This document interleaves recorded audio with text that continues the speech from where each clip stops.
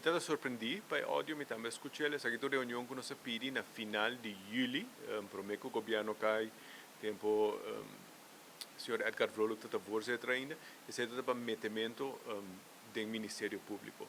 O tempo é final de julho, quantidade de evidência, boa sali de média, de metimento de governo do Ministério Público, como parlamentário está nos trabalho controlar o governo, essa é grens inaceitável para não cruzar. Nós manda pedir reunião, segundo o regulamento van order, mas será tomar lugar dentro de 30 dias, nós pedimos para tomar lugar net depois de recess, esse é nosso sode.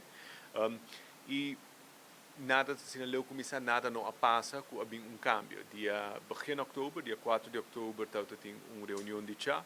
Par de dias depois, em tour parlamentário e tour fração, há um esquema tentativo de reunião pública pendente. E assim não começar nada não cambia. O resultado mesmo é bem parlamento, mas um oproep não sai, das não sai se a reunião também toma lugar.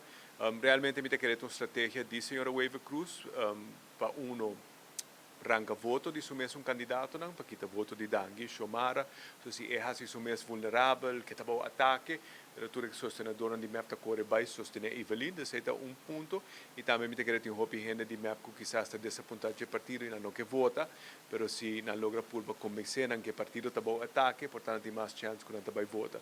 Então me querer uma estratégia política, me não está nada diferente a sociedade.